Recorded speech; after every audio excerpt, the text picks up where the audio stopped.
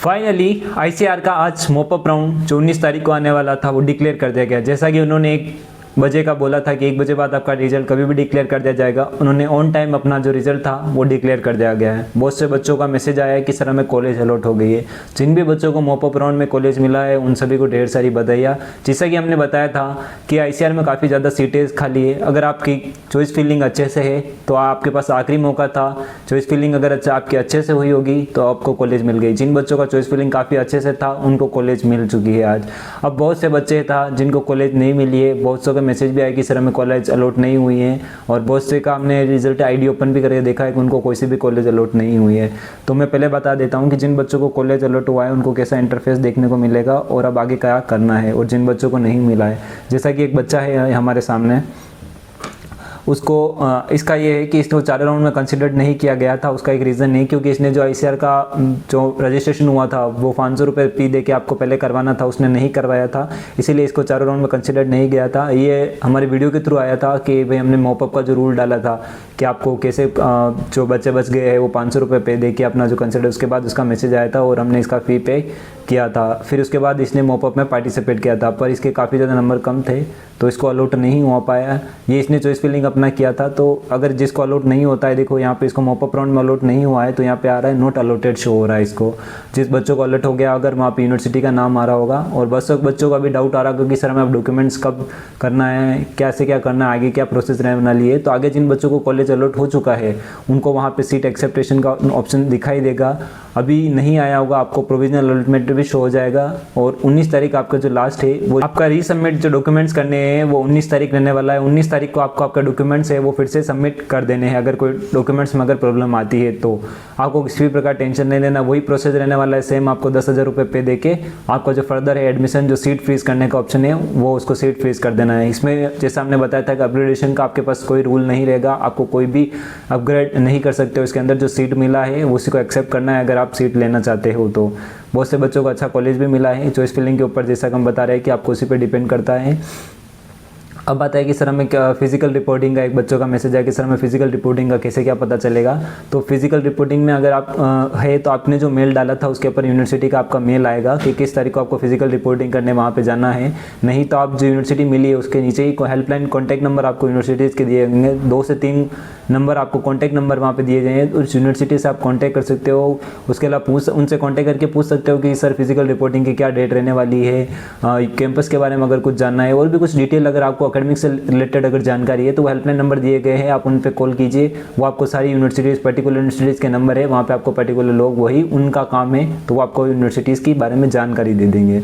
अब हम बात कर लेते हैं कि सर जिन बच्चों का कॉलेज अलॉटमेंट नहीं हुआ है, मेजॉरिटी पोर्शन राजस्थान के बच्चों की कट ऑफ बहुत ज़्यादा गई है। बहुत से बच्चों के अच्छे नंबर आने के बाद भी मॉपअप राउंड में तक उनको कॉलेज नहीं मिली है। मेरी एक जो नॉन में था उनको भी कॉलेज नहीं मिला है, राजस्थान से ही होते हैं क्योंकि राजस्थान वाले बच्चों की कट ऑफ काफ़ी ज़्यादा गई है।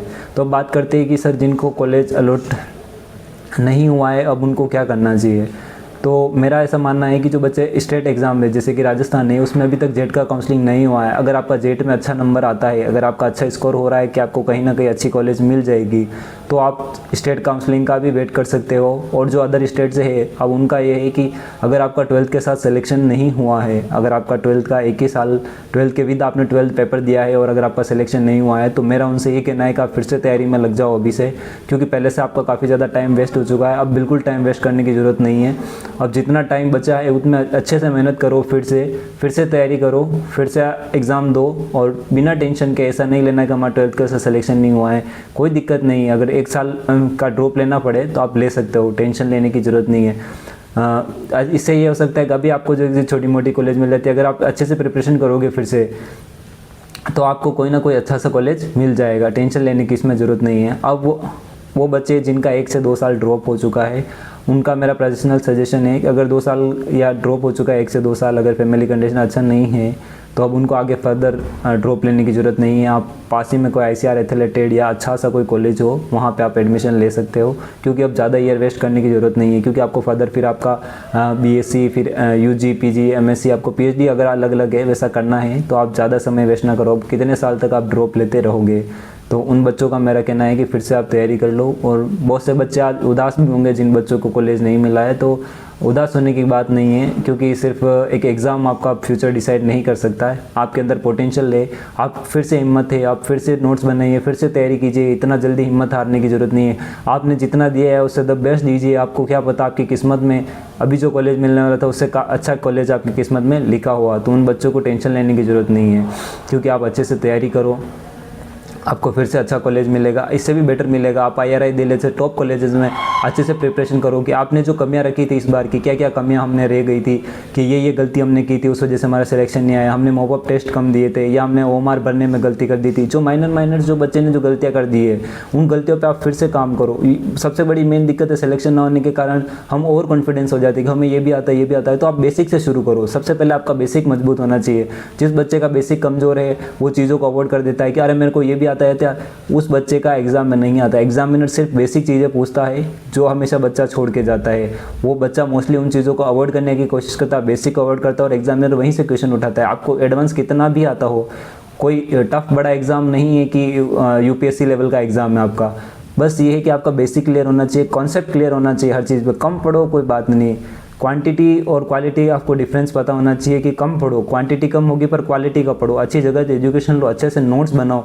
और ऐसा नहीं है कि आप कोचिंग जाके या कहीं से करोगे तो भी होगा। ऑनलाइन प्लेटफॉर्म पे ढेरों सारे पड़े हुए वीडियोस पड़े हुए हैं। बस ये है कि आपके अंदर एक जुनून होना चाहिए कुछ करने का, फिर से सिलेक्शन लेने का।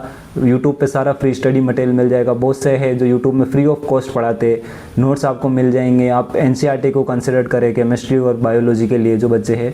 मेरा तो यही कहना है कि किसी बच्चे को टेंशन लेने की ज़रूरत नहीं। और भी कोई टेंशन है तो हमसे कांटेक्ट करें, या फिर आपका कोई मन में और क्वारी है तो मैं पूछ सकते हैं। बस मेरा तो ये है कि जिन बच्चों का 12th के साथ सिलेक्शन नहीं हुआ है उनको फिर से लग जाना चाहिए एग्ज़ाम की तैयारी करने के लिए।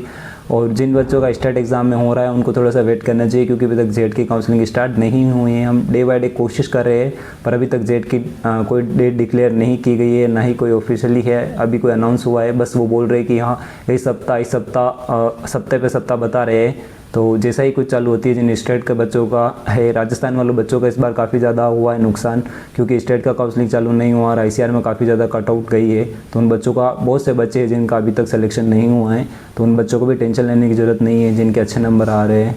आप लोग को ऑल द बेस्ट। जिनको अच्छा कॉलेज मिला है, अब जाके अपना फ्यूचर्स, जो आपने एग्रीकल्चर में जो ड्रीम सोचे थे वो जाके अब उन ड्रीम्स को पूरा कीजिए, अचीव कीजिए। और जिन बच्चों का नहीं हुआ है वो फिर से मेहनत कीजिए। हारना नहीं है, हिम्मत नहीं हारनी है, आपको लगे रहो, एक दिन सफलता ज़रूर मिलेगी।